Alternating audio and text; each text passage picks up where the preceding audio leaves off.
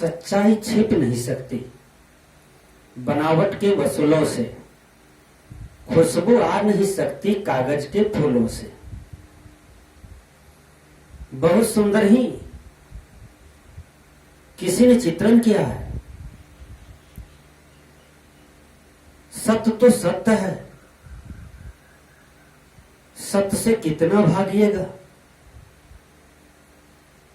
गलत तो गलत है, गलत से कितना भागिएगा।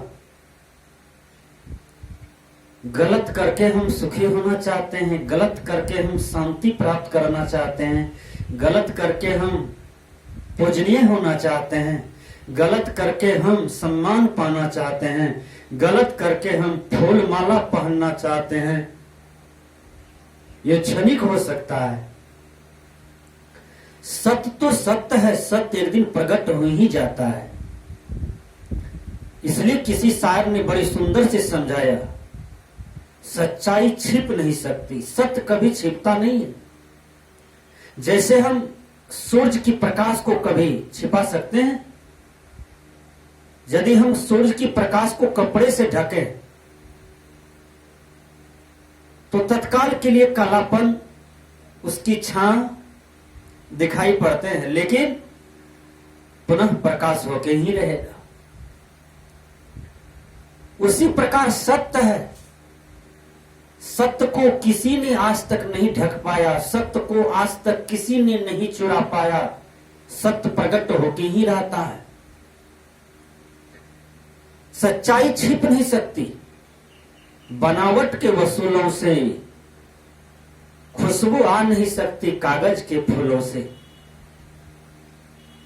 कागज के फूल, आजकल मैं देखता हूं कि प्लास्टिक के कई प्रकार के फूल हैं मार्केट में।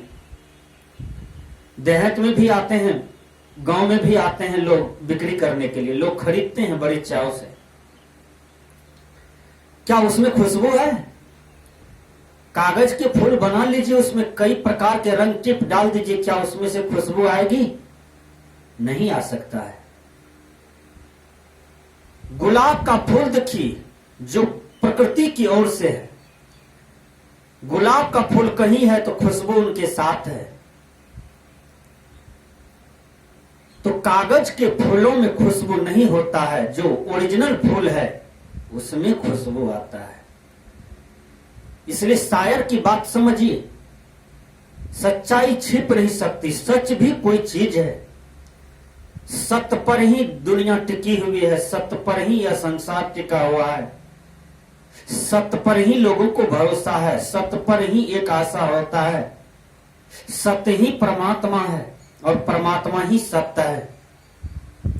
सत्य को किसी ने नहीं बनाया, सत्य अनादि काल से है।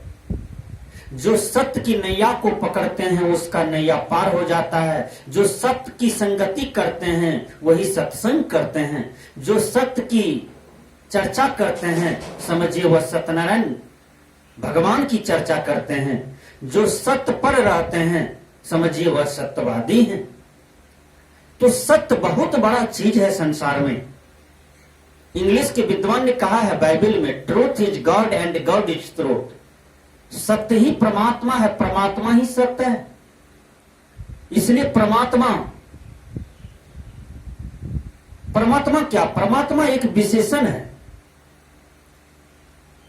परमात्मा आपसे बाहर नहीं है। परमात्मा आपकी आत्मा ही परमात्मा हो जाता है। स्पष्ट रूप में जानिए, जो पारखी गुरु हैं, पूर्ण गुरु हैं, वो आपको यही बताएंगे।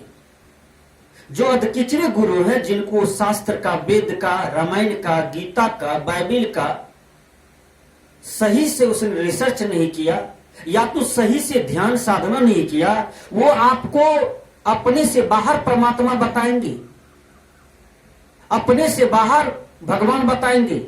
लेकिन जो पूर्ण गुरु है वो यही कहेंगे कि यह जीव ही पीव है, यह आत्मा ही परमात्मा है। यह आत्मा कब परमात्मा हो जाता है? जब यह सुंदर कर्म करके ढेर लगा देता है, जब यह सुंदर कर्म करके समाज में, राष्ट्र में, विश्व में खिल जाता है। इनका कर्म वंदनीय हो जाता है, इनका कर्म पूजनीय हो जाता है, तो यही आत्मा परमात्मा हो जाता है। तो परमात्मा खोजने की वस्तु नहीं है, परमात्मा ढूंढने की वस्तु नहीं है, परमात्मा तो प्राप्त है, परमात्मा होने की चीज है, भगवान होने की चीज है। भगवान का दर्शन नहीं चाहिए, खोजना नहीं चाहिए, भगवान तो बनना चाहिए। इसलिए हमने कहा सच्चाई छिप नहीं सकती बनावट के वसूलों से, खुशबू आ नहीं सकती कागज के फूलों से। कर्म कीजिए, सत्यवादी कर्म कीजिए, सदकर्म कीजिए। आज हनुमान जी का हर चौक चौराहे पर मंदिर मिलते हैं और हनुमान जी भगवान की गिनती में आ गए, देवी देवता की गिनती में आ गए।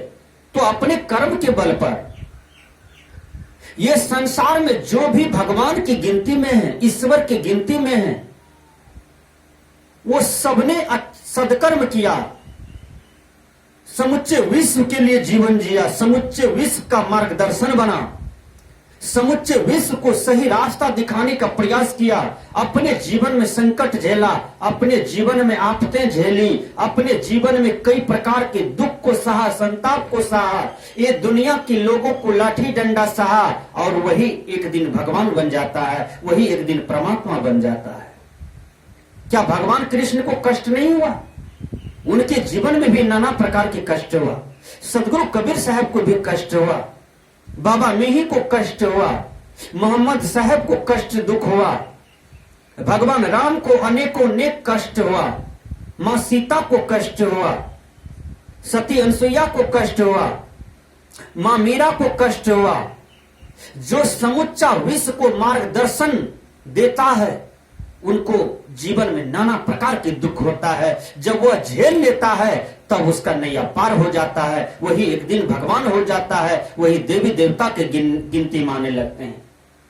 एक उदाहरण लीजिए, राजा हरिश्चंद्र, उसके जीवन में इतना दुख हुआ, इतना दुख हुआ, वह दुख को सह लिए, इसलिए आज उसके नाम के पहले सत्यवादी महादानी राजा हरिश्चंद्र का नाम लिया जाता है। आज राजा हरिश्चंद्र का नाम घर घर में है, उसका नाम अमर हो गया, उसको कोई नहीं मार सकता, क्योंकि राजा हरिश्चंद्र के कर्म राजा हरिश्चंद्र को जिंदा रख दिया। इसलिए हमने कहा सच्चाई छिप नहीं सकती बनावट के वसूलों से, खुशबू आ नहीं सकती कागज के फूलों से।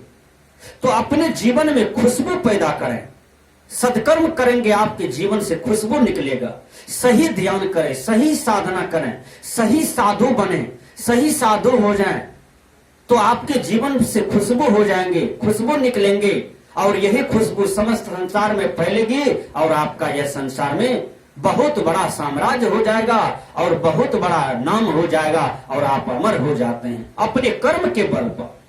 केवल कर्म करते चलिए, फल की इच्छा मत कीजिए, फल तो आपको स्वयं मिल जाएगा।